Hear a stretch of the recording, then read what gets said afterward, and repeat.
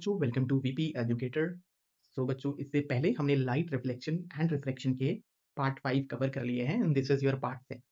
Fifth part में हमने देखा था रिफ्रैक्शन ऑफ लाइट होती क्या है, और इस पार्ट में हम समझेंगे reflection of light through a rectangular glass slab. और बच्चों this topic is very much important for your board examination, right. इसके ऊपर बार बार क्वेश्चन बनते हैं। So let's get started. बच्चों दिस इज योर एक्टिविटी 9.10 जो कि आपकी एनसीईआरटी में गिवन है। नाउ सबसे पहले आपको क्या करना है, ग्लास स्लैब लेना है। ग्लास स्लैब को लेने से पहले आपको एक बोर्ड के ऊपर व्हाइट शीट को फिक्स करना है। फिर उसके बाद अपना रेक्टेंगुलर ग्लास स्लैब उस व्हाइट शीट के आप बीच में रखेंगे। Draw the outline of the slab as A, B, C and D. फिर आप उस स्लैब की आउटलाइन बनाएंगे। टेक 4 आइडेंटिकल पिन, आपको 4 पिन लेनी है, ठीक है। You can take paper pin. Fix 2 pin E and F vertically so that the line EF is inclined to the edge AB। अब बच्चों क्या करना है, तुम्हें 2 पिन लेनी है, उसको आप लगाओगे पॉइंट E और पॉइंट F में, राइट। सबसे पहले तुमने क्या किया, देखो सबसे पहले आपने एक लाइन ड्रॉ करी जो कि N और N नॉर्मल के जस्ट इंक्लाइंड थी, एक पर्टिकुलर एंगल में थी, ठीक है कि नहीं है।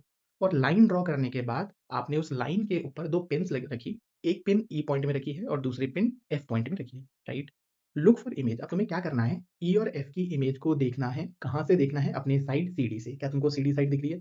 ओके, अगर तुम्हें नहीं दिख रही, मैं इधर पर देखो पॉइंट आउट कर रहा हूँ तो तुम्हें विजिबल होगी। So this is your side CD, right. So आपको सीडी साइड से फिर क्या करना है, देखना है अपने ई पॉइंट और एफ पॉइंट को। क्लियर है कि नहीं है? ठीक है। बच्चों जब आप साइड सीडी से अपने ग्लास स्लैब को देखेंगे फ्रॉम दिस साइड, तो आपको क्या करना है, अपने EF वाली पिंस के जस्ट सेम डायरेक्शन में 2 पिंस लगानी है। तो वो 2 पिंस आपने लगाई, G पिन और H पिन, ठीक है। आपने जो G और H पिन लगाई साइड सीडी को देख के, उस टाइम आपको ऐसा लग रहा था कि जो EF है वो बिल्कुल सेम लाइन में है जहां पर आपने न्यू पिंस लगाई है। फिर इसके बाद क्या हुआ, remove all pins and the slab. फिर आपने स्लैब को उठाया और सारी पिंस को रिमूव किया। Join the tip E and F and extend to meet AB। आपने E और F को ज्वाइन करके O पॉइंट में मीट करवाया। सिमिलरली आपने G और H को रिमूव करके एक लाइन बनाई और उस लाइन को O डैश पॉइंट में। बच्चों ये जो तुम्हारा O डैश पॉइंट है ना, वो इधर से इधर को थोड़ा सा मूव हो रखा है, मगर याद रखना वो इधर नहीं है, वो इधर है, इसके ऊपर जस्ट यहाँ पे है, ठीक है।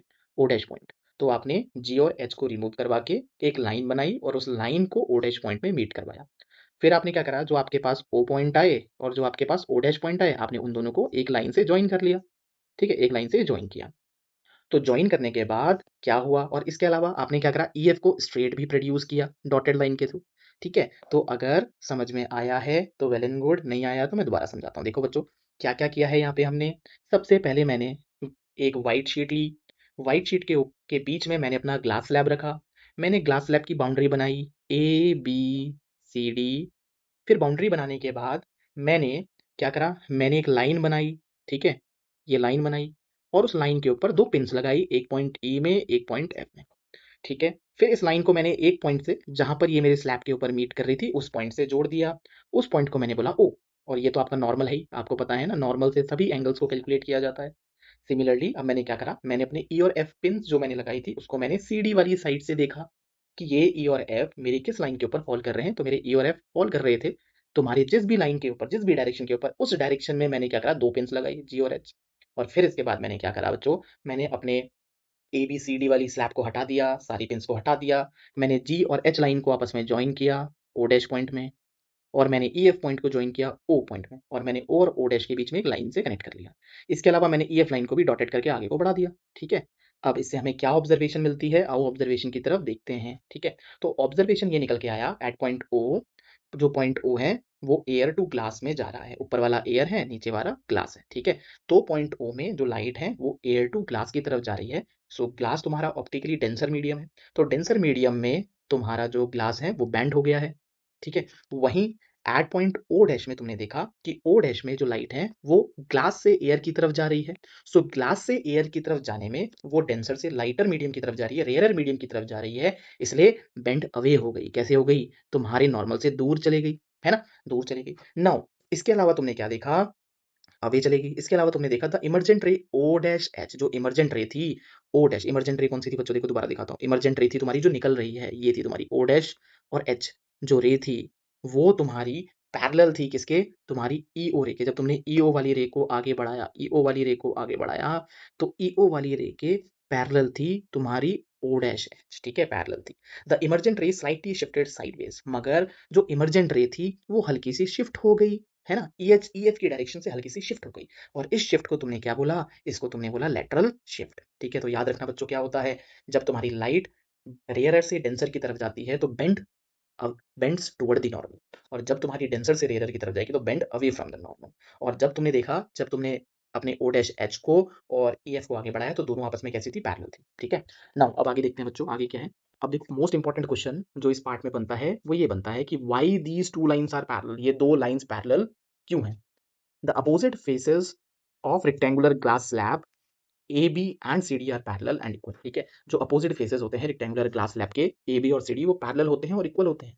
सो bending at both surfaces equal and opposite, इसलिए दोनों सरफेस में जो बेंडिंग होती है वो इक्वल और अपोजिट होती है, जिसकी वजह से इमर्जेंट रे पैरेलल आती है तुम्हारे इंसिडेंट रे की। तो बच्चों ये जो आंसर है ना, इज वेरी इंपॉर्टेंट क्वेश्चन आता है कि भाई दोनों पैरेलल क्यों होती है, क्योंकि ए बी और सी डी दोनों आपस में पैरेलल भी है, इक्वल भी है, जिसकी वजह से जो तुम्हारी बेंडिंग होती है वो इक्वल और अपोजिट होती है, जिसकी वजह से इमर्जेंट रे जब आती है तो वो तुम्हारे इंसिडेंट रे के पैरेलल आती है। बहुत बढ़िया, ठीक है बच्चों, ये समझ में आ गया। अब इधर के बाद क्या है, अब क्विक फैक्ट देखते हैं। क्विक फैक्ट में लिखा है lateral shift increases if the slab is thicker. अब याद रखना, ये जो लेटरल शिफ्ट है, लेटरल शिफ्ट क्या है बच्चों, देखो ये लेटरल शिफ्ट होता है। क्या होता है लेटरल शिफ्ट, बताता हूँ। बेसिकली ये जो तुम्हारा शिफ्ट हुआ है ना रे, यहाँ से लेकर यहाँ तक जो रे शिफ्ट हो गया, इसको हमने बोला लेटरल शिफ्ट। क्या बोला इसको हमने, लेटरल लेटरल शिफ्ट बोला, लेटरल शिफ्ट बोला है। अब ये बोलते हैं लेटरल शिफ्ट ज़्यादा होगा, लेटरल शिफ्ट इंक्रीज होगा अगर तुम्हारा स्लैब थिक होता गया और अगर तुम्हारा एंगल ऑफ इंसिडेंस बढ़ता गया। तो अगर तुम एंगल ऑफ इंसिडेंस को बढ़ाते जाओगे या तुम अपने ग्लास स्लैब की थिकनेस को बढ़ाते जाओगे तो तुम्हारा लेटरल शिफ्ट भी बढ़ता जाएगा। तो होप्स बच्चों इतना क्लियर होगा। नाउ अब समरी टेबल देखते हैं तुरंत, ठीक है। क्या बोला गया है, एट ओ पॉइंट ये है, तुम्हारी जो लाइट है वो एयर से ग्लास की तरफ जा रही है, एयर तुम्हारा रेयरर है, ग्लास तुम्हारा डेंसर है, जिसकी वजह से क्या बिहेवियर हुआ रे का, रे बेंड्स टुवर्ड दी नॉर्मल। और एट ओ डैश पॉइंट ये वाला है बच्चों, याद रखना ओ डैश पॉइंट में जो तुम्हारी लाइट है वो ग्लास से एयर की तरफ जा रही है, from denser to rarer medium की तरफ जा रही है, तो बिहेवियर क्या हुआ, ठीक है, bend away from the normal. और ओवरऑल क्या देखा गया, पहले एयर में थी, फिर ग्लास में थी, फिर दोबारा एयर में आ गई, जिसकी वजह से emergent ray is parallel to incident ray with हल्की सी लेटरल शिफ्ट, ठीक है। अब इसके बाद try this, what happens when a light ray is incident normally on the interface of the two media. बच्चों ये भी बहुत बार बार क्वेश्चन आता है कि क्या होगा अगर तुम्हारी लाइट रे नॉर्मली नॉर्मली फॉल करे, ऐसे फॉल करे, ऐसे। अब इस बार पहले वो ऐसे फॉल कर रही थी लेकिन अब वो स्ट्रेट फॉल कर जाए तो क्या होगा।